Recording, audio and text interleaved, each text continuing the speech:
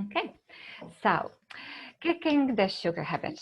We are going to talk about, no, it doesn't want to move for me.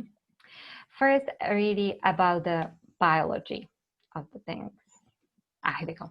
Yes, so why we crave sugar. Okay, so what drives our sweet tooth and why we are really drawn so much to sweets. We will touch a little bit on pleasure seeking and also on emotional eating. Then I'll give you 5 tips to a cravings-free life. And also, I'll talk about alternatives to refined sugar and a little bit give you a couple of examples of healthy treats. And also give you a 3-step rescue plan, like what to do when the cravings really hit full force. And as I mentioned before, once I'm done with the presentation, at the end, you can ask me any questions you'd like. So let's get to it. Why do we crave sugar? Now, as it turns out, really, it's our biological need, okay, for glucose. Every cell in our body is designed to run on glucose.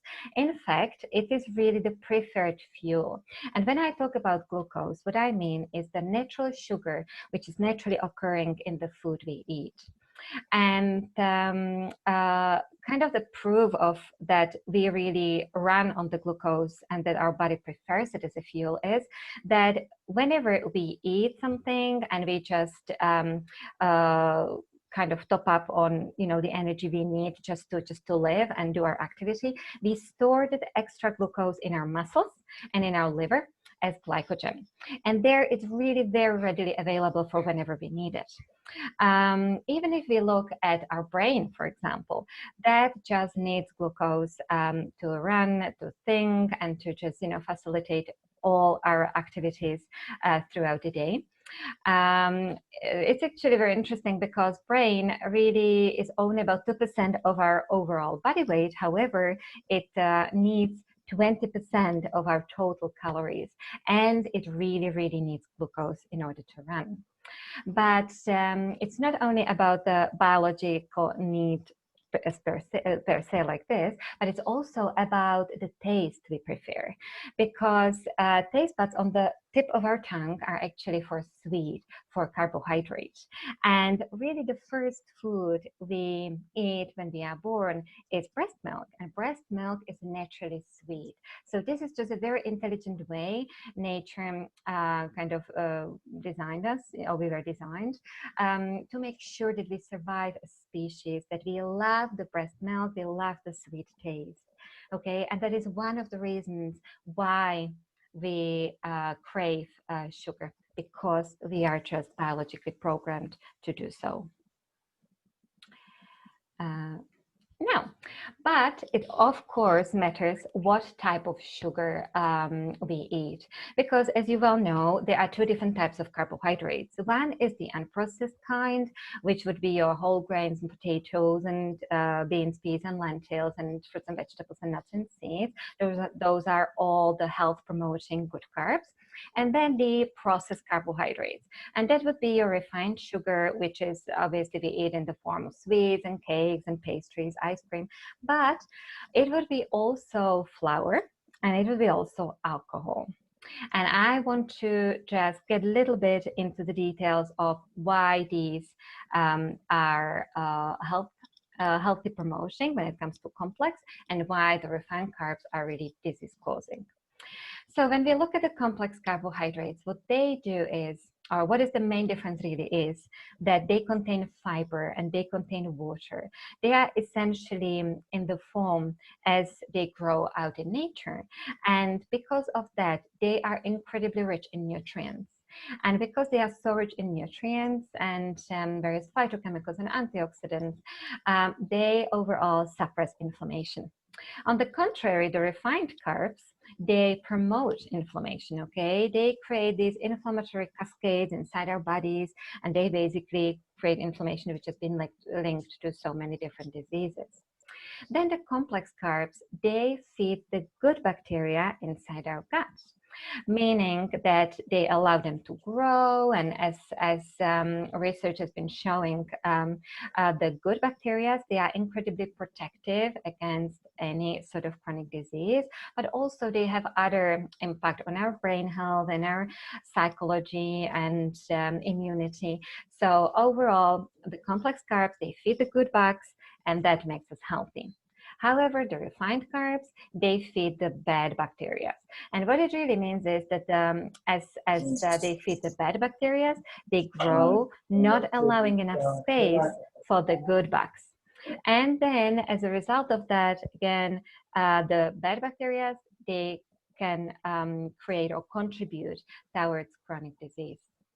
Then the complex carbohydrates, because of their fiber and the water, and because they are intact and unprocessed, they are much more satisfying. And since they are much more satisfying, they lead to much less cravings. They essentially allow us to keep cravings at bay. However, the refined carbs, they perpetuate cravings because they are missing fiber and they are missing nutrients. It's almost like when we eat them, we want more and more and more and are just never satisfied. And then last point I have here is that the complex carbs, they, because again of their nutrients, they contribute or help us create the feel-good chemicals, which are so important for our brain as well as overall health. And so once we feel good, again, we don't have cravings as much, and we don't feel like going for comfort food as much. However, the refined carbs, because of the poor nutrient content, they can contribute towards really poor brain chemistry. So we tend to go and comfort ourselves. Okay. So, but now when we look at all these foods, really, let's ask a question. Do you really crave only sugar, or is there something else what we crave? Okay, because in all fairness, if we craved only sugar, then we would just probably go to the cupboard, took a spoon of sugar, table sugar, and ate that. But as it turns out, it's actually a combination of sugar, salt, and fat what we crave. Because we learned how to really add these chemical-like substances to our food to create bigger pleasure, to create unnatural stimulation.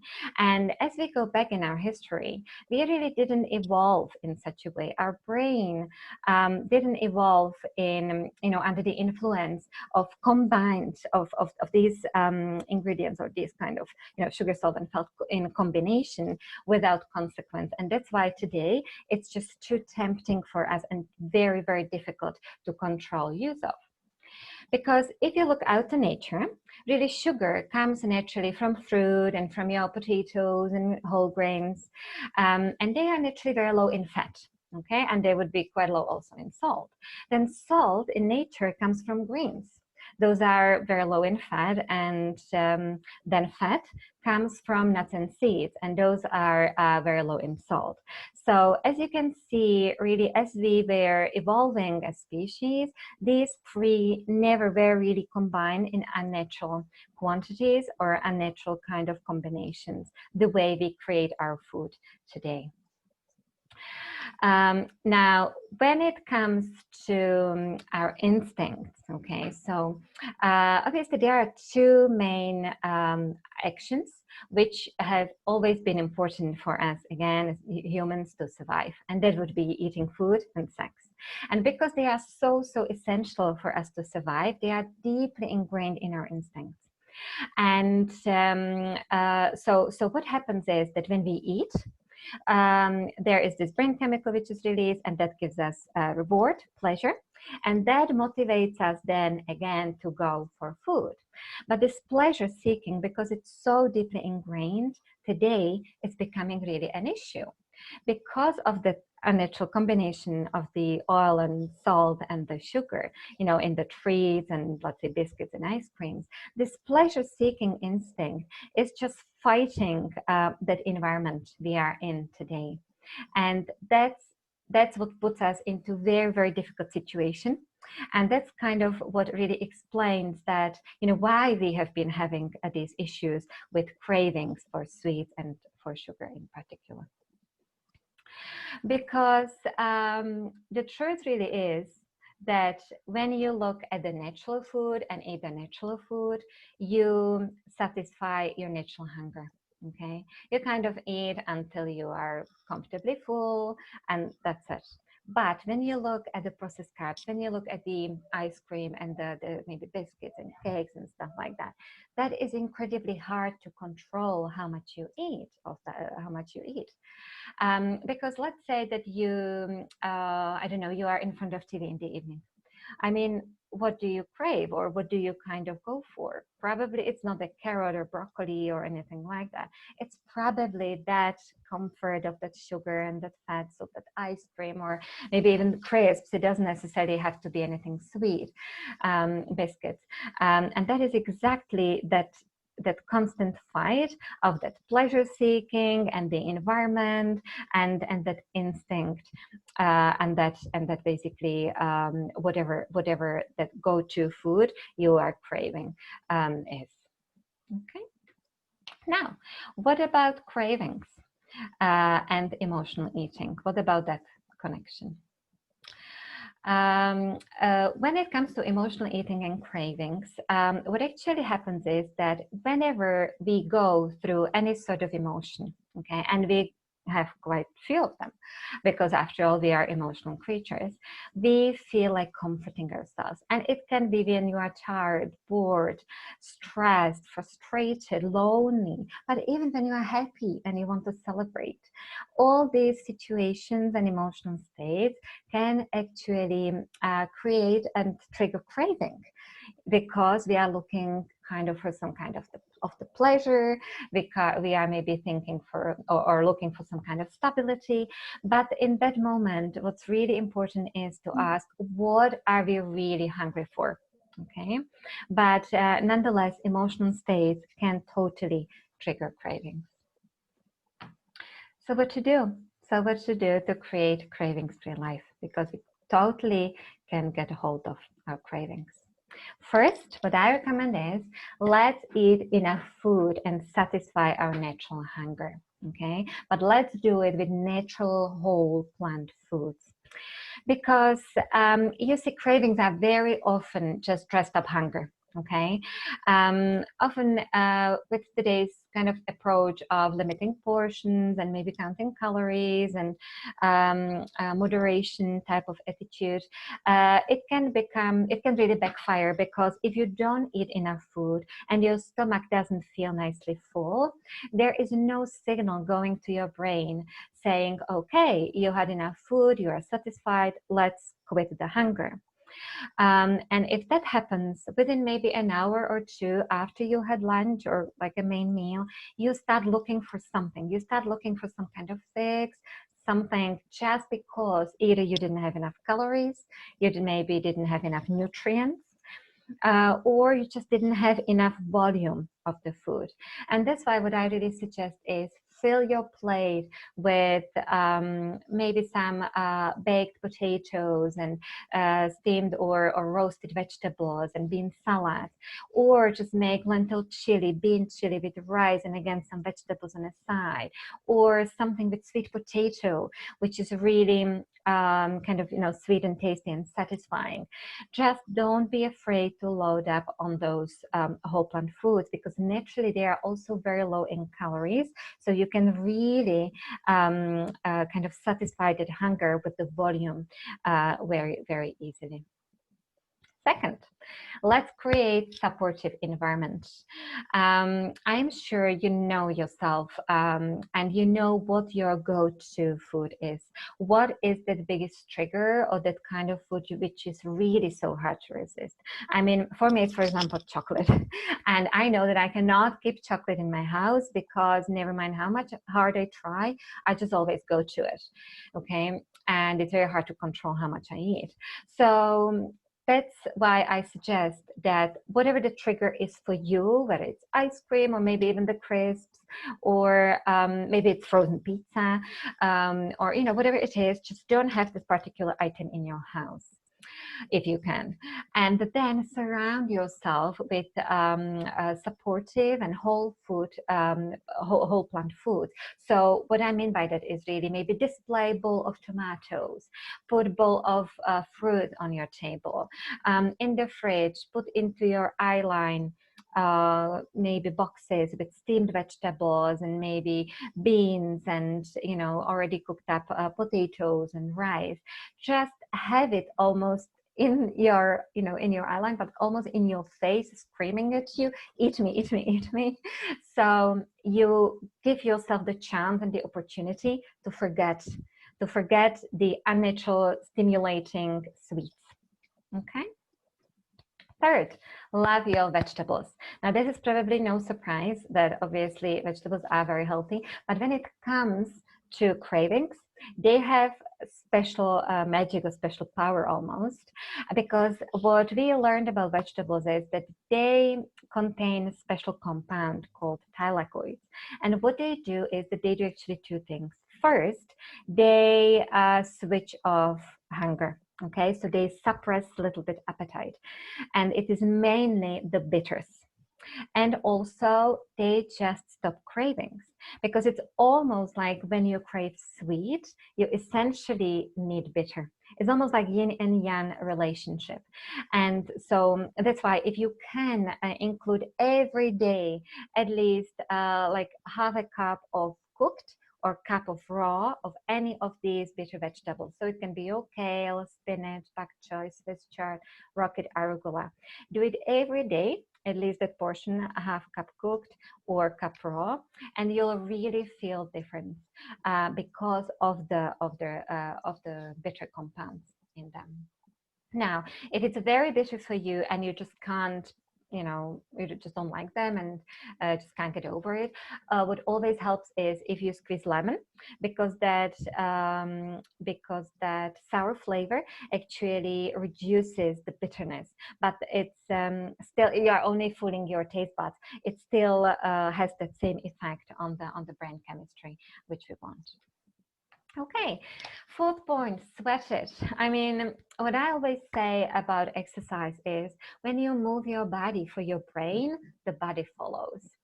And what I really mean by that is that obviously today people recommend exercise for, regulating weight and all that sort of thing. But when I look at exercise, I more look at it as kind of like a medicine for stable, calm brain, to increase your focus, to improve your decision making, and even improve your willpower.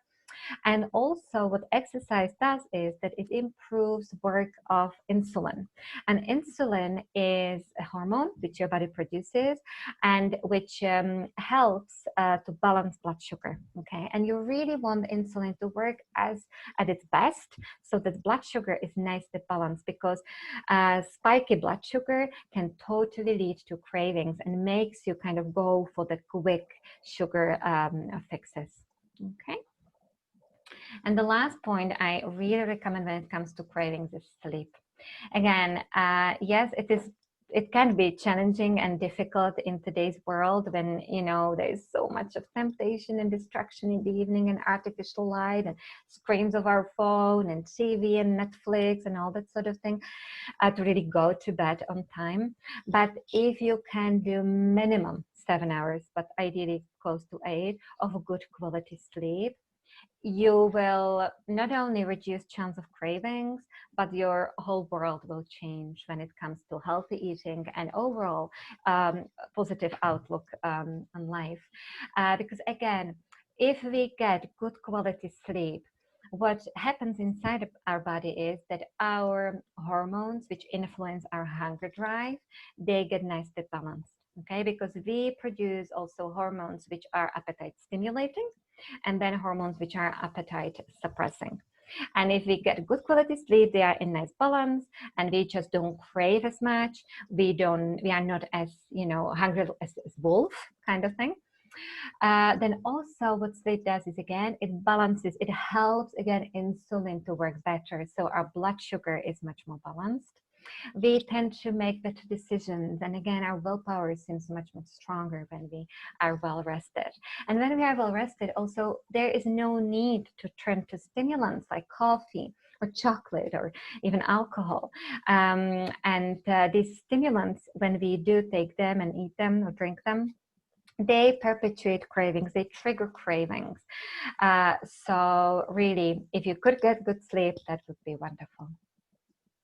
Okay, so now what are the refined sugar swaps?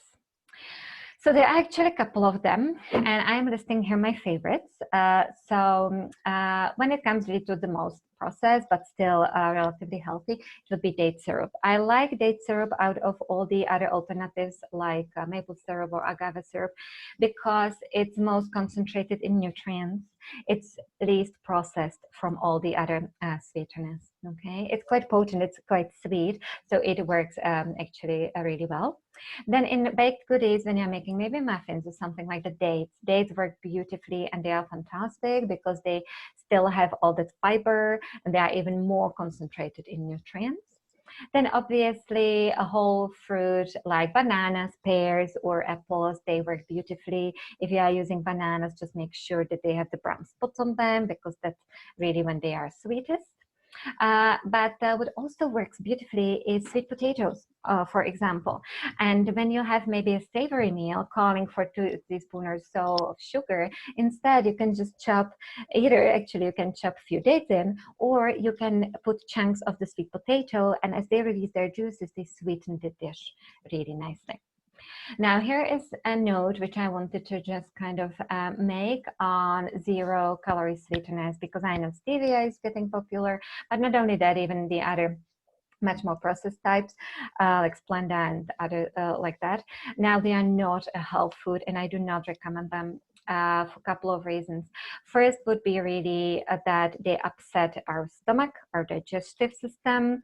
They essentially upset the balance of the good and bad bacteria, as I was talking about it at the beginning. But when it comes to cravings, they actually trigger cravings. And the way it works is that, again, the way we evolved is that when we get sweet taste, we expect calories. Our body and our brain expects calories. That's just the way our bodies have been working for millennia.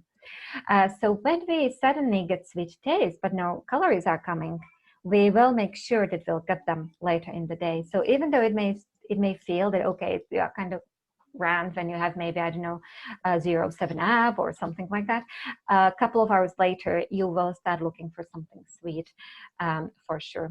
So that's just a note I wanted to make. Okay, so homemade healthy treats. Now, what can you do? You can make beautiful hot chocolate, okay? You can make it just from dark cocoa powder, a little bit of potato starch, oat milk that works the best, and sweeten it with a little bit of date syrup. Absolutely delicious. You can make cashew coconut balls as in that left upper picture. There you use as a sweetened banana. I have a recipe on my website which you can check out. Or you can use obviously various types of fruit smoothies as a dessert, or frozen fruit mixed up, which is the raspberry parfait, mixed up with soy yogurt, and that is just out of this world with a little bit of cinnamon. Or you can make muffins. Again, I have a recipe on my site. Muffin which is sweetened with dates, this one is, and you can make maybe kind of like a cocoa paste on top, which is actually made from beans and cocoa powder, would you believe, again sweetened with a few dates. And if you just don't feel like making anything yourself, what can even serve as a very handy and quick treat can be just plain oat cakes. Okay, rough oat cakes. You can chop a banana on top of them, then maybe put a bit of cinnamon or cocoa powder, and again, it's really very tasty. Now, one more note I wanted to make. Obviously, if you compare these healthy treats, which are made from the whole plant foods, and there is no refined oil and no salt added, the taste is of course very different, and the pleasure you get from them is very different to compare to cakes and pastries and biscuits and ice cream. And the reason is what I was talking about at the beginning, that it's not that the stimulation is just natural, so you need to allow some time to adjust the flavor to the flavor. Okay, so now 3-step rescue plan when you are under attack. So if it really happens and you really, really, really just want something, first, try to pause and ask yourself a question. Are you hungry? If you are hungry, go and eat a full meal, okay? Because sometimes it's just that. Are you stressed? If you are stressed, do a couple of, I don't know, burpees or some jumping jacks or something like that. Just deal with the cause. If you are tired, don't look for something in the freezer or in the kitchen, go to bed. Just try to deal with the cause. Second, if you absolutely have to have it, okay, yes, you will have it, that's fine, but make a pact with yourself that you will have first, I don't know, 2 apples, 2 bananas, whatever it is, something healthy though, okay? If you have it, chances are you will still have your treat, and that's fine, but you may have less of it, or you'll get distracted and you might not have it. But just, allow yourself that, okay, yes, you will have it, but under the condition that you have that healthy food first, okay? And the third, after that happens, you need to break the moment. You need to break the moment, disengage from the situation, pause, leave the environment wherever you are, just to allow that brain kind of to register, okay, you had your sweet, and just allow that mind to be occupied with something else than that actual craving, okay? So, to sum it up, you are absolutely designed to crave healthy carbohydrates, okay? To crave sugar, essentially. There's nothing wrong with you. But you can satisfy cravings for sugar with whole plant foods, and then you can enjoy cravings for life. Okay. Now, before we get to Q&A, I just would like to let you know about the course which I'm running. It's actually, I will be talking about sugar cravings also. We'll be talking about how to design that plate and, so you feel nicely satisfied. We'll talk also about fats and social situation and different nitty-gritty bits about weight loss and cravings in general. It will be starting in a couple of weeks, and it will be in the evening on Tuesday. So I just wanted to let you know about that in case you wanted to dive a little bit deeper into the topic. Okay, so that's it. Thank you so much. And now what I'll do, I will stop recording.